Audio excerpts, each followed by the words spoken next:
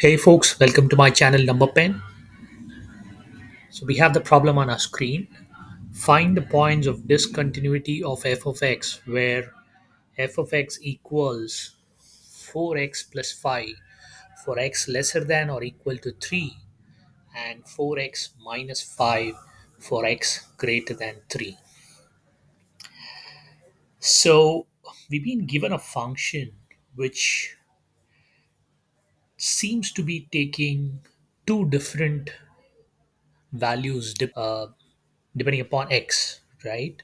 So it says whenever x greater than 3, we have f of x equals 4x minus 5.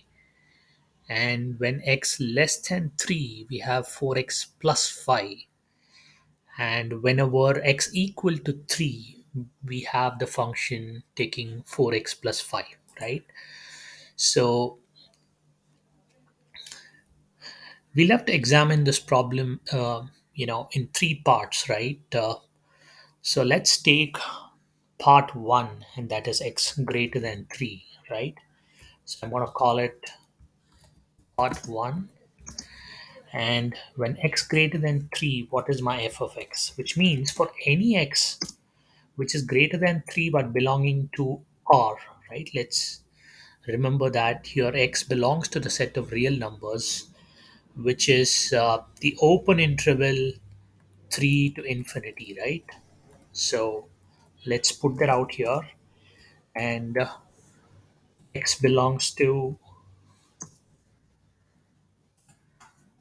open interval 3 and infinity, right? So that is what it is. And we have 4x minus 5, right? So simple polynomial function, I request you to take a look at my previous videos. Simple polynomial function 4x minus 5. We know how to establish the continuity of this function at any point belonging to this open interval 3 to infinity, right? So I'm not going to go into the details. And f of x is continuous in this interval, right? X belonging to 3 to infinity, right? I go to my part 2, and what's my part 2? My part 2 is x lesser than 3, right? And what is that? X belonging to 3 minus infinity, right? And what's the value f of x takes for x lesser than 3? It takes a value f of x equals 4x plus 5, right? So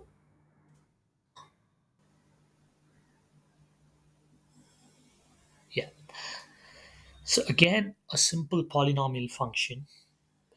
We know that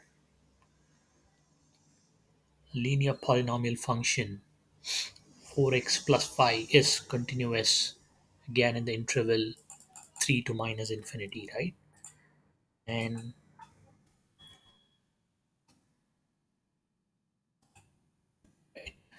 so now we know that in the open interval 3 to infinity and in the open interval 3 to minus infinity, the function f of x is continuous, right? So we are left with one particular point where we have to establish the continuity. And why are we doing that? Because we see that this function f of x changes, you know, as we move from x lesser than or equal to 3 to x greater than 3, right? So that is why we will have to specifically establish the continuity, or rather discuss the continuity at the point x equals 3, right? And let's go to part 3 now. Part 3 is x equals 3, right? And I'm going to draw your attention to what we have on the right of the screen, something that we have seen in my previous videos. Three requirements have to be satisfied for the continuity of a function y equal f of x at x equal to x naught, right? F of x must be defined in the neighborhood of x naught, right? So what is our x naught here? Our x naught here is 3, and limit x tending to x naught, f of x exists. And what does this mean? As we approach x naught, be it from the left or be it from the right, which we call it as the left hand limit or the right hand limit in this particular case, our limit has to exist, right? It has to be a finite limit. And the third condition, which is drawn from condition 1 and 2, is that the limit which we calculated in the previous step has to be equal to the function at the value x naught, right? So let's write them down. What is our f of x naught, right? And our f of x equal to 3 is, we know that the function at x equals 3 takes a value 4x plus 5, right? So what is our 4x plus 5? I'm going to write that. So it's my 12 plus 5, which is 17, right? And so that is our 4x plus 5. 4x plus 5, which is our f of x equals 3. Now I'm going to take the limit and let's calculate the limit as x tends to 3, right? So let's pick up the left hand limit first, which means that my x takes a value which is lesser than 3, right? And how do we establish that?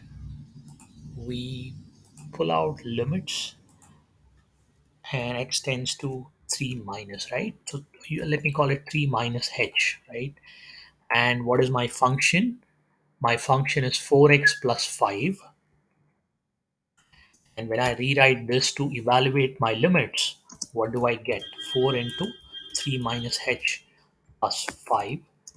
I get 12 minus 4h plus 5. H being infinitesimal, I think I can substitute it at h equals 0 now. And I'm left with 17 minus 4 into 0, which is 17, right? So this is a case of LHL, right? Now we'll move to the next step. And remember, folks, this function is undergoing a transformation at the point x equals 3. So we will have to work out the what we call as the LHL and the RHL, right? So let's do that, and let me erase what we have done earlier. And now I know that I will have to figure out, as I approach 3 from the right hand side, right? What is it that I get? Which is nothing but my 3 plus h, right? And for x greater than 3, which is what happens in the case of tending to 3 plus h, we will have to consider 4x minus 5, right? Because the function undergoes a transformation. And what is my function now? 4x minus 5, right? 4x minus 3 plus h minus 5. So that makes it 12 plus 4h minus 5, and that is 7 plus 4h, which means 7 plus 4 into 0, which is 7, right? So we have f of x equals x naught, which is 3 in this case, as 17, or LHL, which is f approaching 3 from the left, which is also 17. So we don't have a problem there.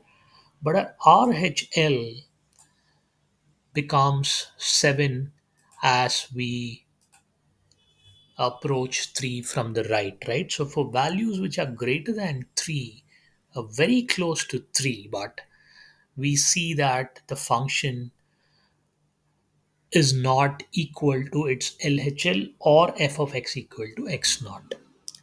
So I know that the function, if I go back to the rule book, uh, under examining the continuity of a function at f of x equals x naught, I know that my f of x must be defined. The answer is yes.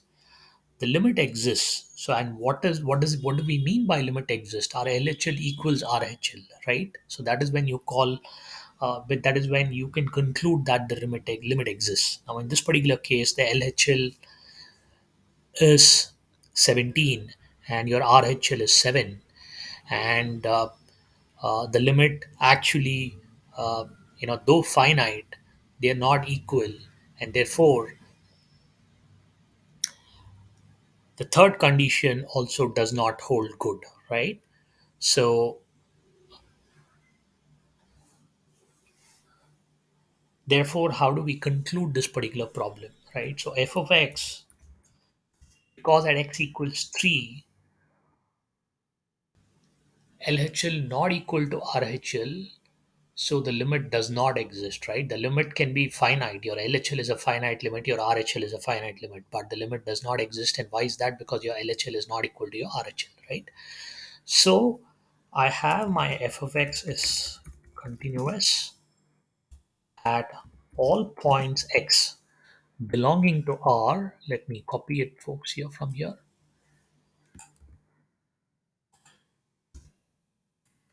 Now I can combine my 3 to infinity and 3 to minus infinity, and I'm going to call it R.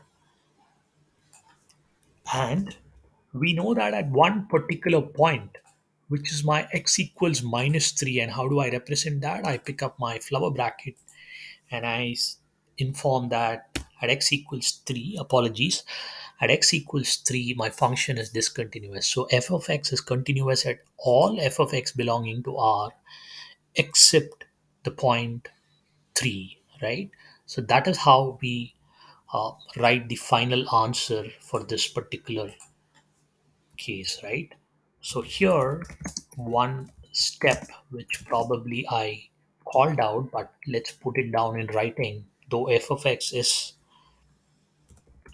find LHL not equal to RHL, not equal to RHL at x equals 3, and therefore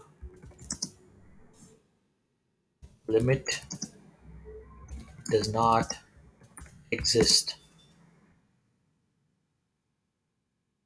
right? So let's move to the next line.